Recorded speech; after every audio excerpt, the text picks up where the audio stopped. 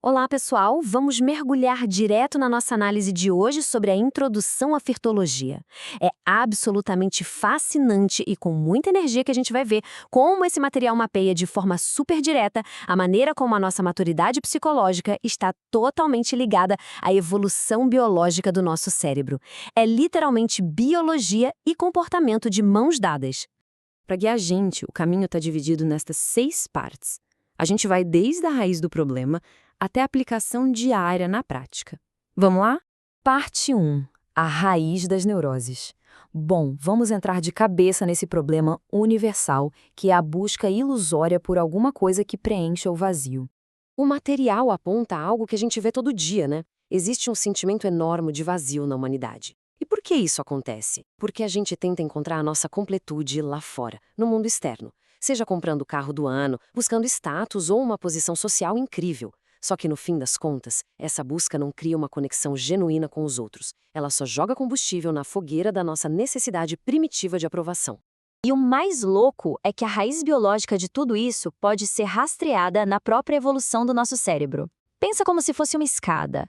Lá embaixo, a gente tem o tronco cerebral, a nossa parte puramente instintiva, que só quer saber de sobreviver. Subindo um degrau tem o sistema límbico, que é a casa das emoções e desejos intensos. E lá no topo, a gente encontra o neocórtex e o lobo frontal, que é onde a mágica do pensamento abstrato acontece. O texto deixa bem claro, a gente continua preso nas neuroses enquanto opera nessas fases mais instintivas, lá da base da escada. O que nos leva à parte 2, o papel do lobo frontal. Essa é a verdadeira sede biológica da nossa humanidade.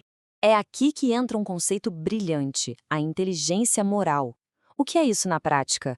É a nossa capacidade de agir de propósito, usando o lobo frontal para frear aqueles instintos primitivos.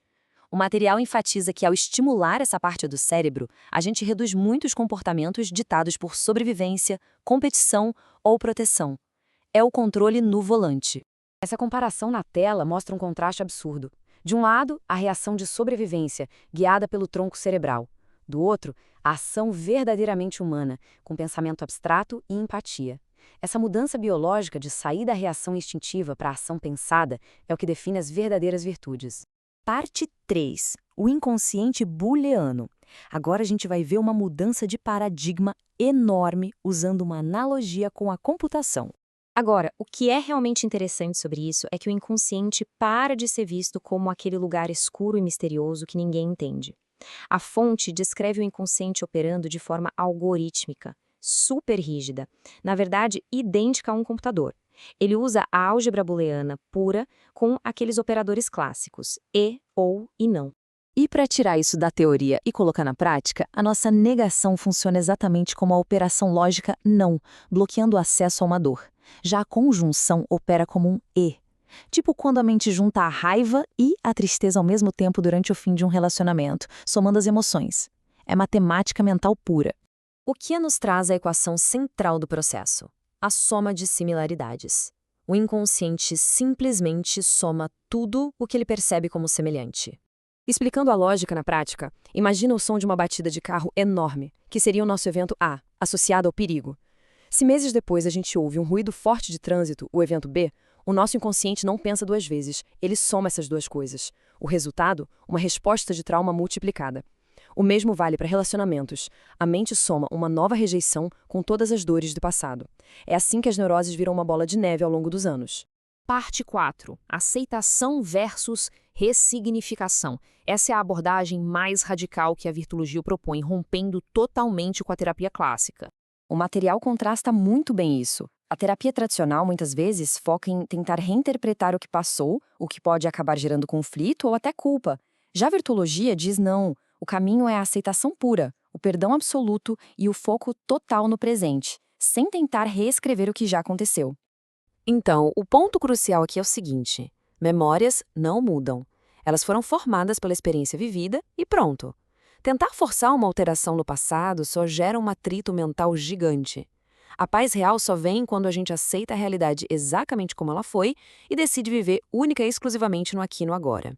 Parte 5. Virtudes e neuroplasticidade. Aqui o tom fica super empoderador, mostrando que a gente pode remodelar o próprio cérebro. A gente joga fora aquela ideia do cérebro como uma máquina travada na lógica antiga e passa a ver o cérebro como um músculo.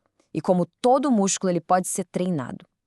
A prática intencional de virtudes cria literalmente novos caminhos neurais. É a neuroplasticidade em ação. E as vantagens são incríveis. Quando a gente escolhe a ação virtuosa em vez da reação primitiva, o nosso cérebro muda de verdade. A gente enfraquece aqueles caminhos neurais tóxicos, ganha mais controle no lobo frontal e o melhor de tudo, essas respostas positivas começam a ficar no piloto automático. A mente fica livre daquele ciclo chato de neuroses repetitivas. Chegamos à parte 6, o método CH. E a metodologia para colocar toda essa teoria na nossa rotina prática. Antes da gente abrir essa sigla, fica a pergunta: o que exatamente é uma competência? Essa ideia que traz toda a neurociência pesada para uma estrutura tangível que muita gente de recursos humanos já conhece muito bem. A sigla CHA significa conhecimento, habilidade e atitude. Sabe quando a gente lê um livro sobre gratidão e acha que já entendeu tudo? O texto alerta que só o conhecimento não basta. Tem uma diferença brutal entre saber que algo existe e ter a habilidade de aplicar, junto com a atitude de fazer isso todo santo dia. Só a execução real fortalece o músculo do cérebro.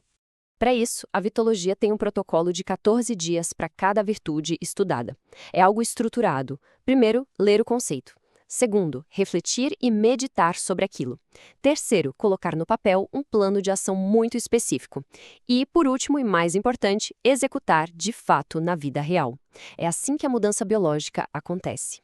E isso ilustra brilhantemente uma citação muito forte do Mahatma Gandhi que o material traz. O que ele descreve como uma obrigação de olhar para dentro para aprimorar mente e corpo, na verdade, se conecta com a nossa obrigação anatômica de exercitar o lobo frontal. Evoluir moralmente é uma necessidade biológica da nossa espécie. Para fechar toda essa nossa análise incrível de hoje, fica essa provocação para todo mundo. Se o nosso inconsciente realmente é programado como um computador operando em lógicas antigas, qual é a virtude exata que a gente vai escolher instalar hoje para começar a reescrever de vez o nosso próprio algoritmo cerebral?